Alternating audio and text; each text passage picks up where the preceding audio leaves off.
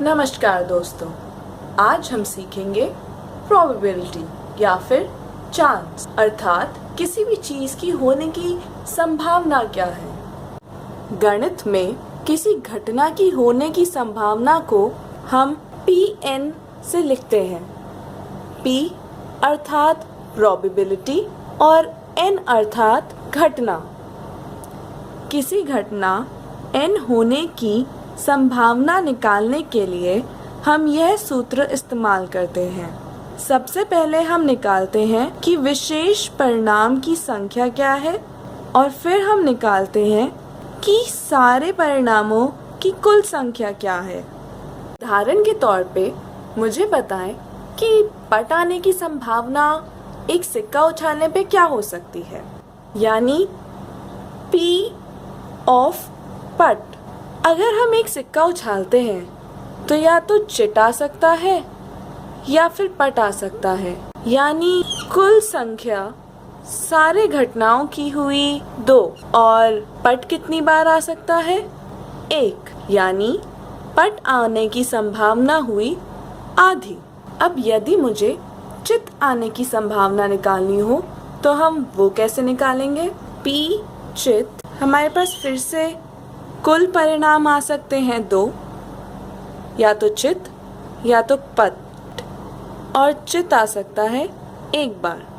पट आने की भी संभावना आधी आई और चित आने की भी, तो इसका मतलब यह है कि एक बार सिक्का उछालने पे जितनी संभावना पट आने की है उतनी ही चित आने की है। अब सिक्का उछालने पर इस बात की क्या संभावना है कि चित या पट में से कोई भी एक आ जाए। तो हमारे कुल परिणाम थे 2,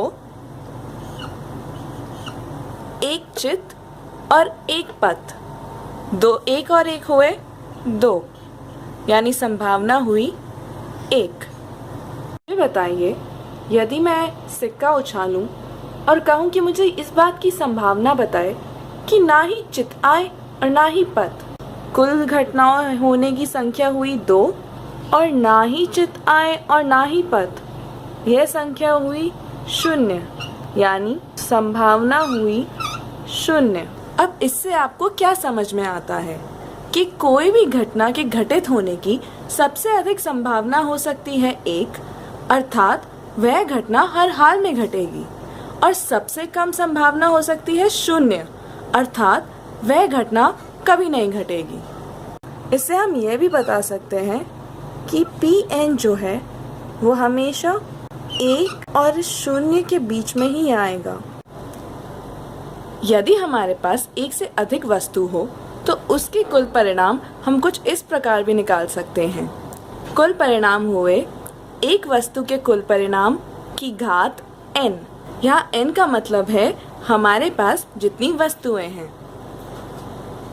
2 सिक्के उछाले और हम निकालें संभावना कि पहला सिक्का मेरा आए चित और दूसरा आए पट। उसके लिए मेरी कुल घटनाएं हुई 2 की घात 2, यानी 4। मेरे दोनों सिक्के भी चित आ सकते हैं, मेरे दोनों सिक्के पट आ सकते हैं। पहला चित और दूसरा पट, या पहला पट और दूसरा चित। कुल संख्या 4। तो मेरा पहला चित और दूसरा पट आने की संभावना हुई 1/4। मुझे बताइए इस बात की संभावना कि पहले चित और फिर पट नहीं आएगा, तो कुल परिणाम हुए 4 और ये परिणाम नहीं आए, मतलब बाकी हुए 3, अर्थात पहले चित और बाद में पट ना आए, उसकी संभावना हुई 3/4। काली गेंदें हैं और 2 हरी गेंदें हैं, तो यदि मैं एक गेंद उठाऊं तो वो हरी निकले, इसकी संभावना क्या है। हमारे पास है 6 गेंदें, यानी कुल संख्या हुई 6,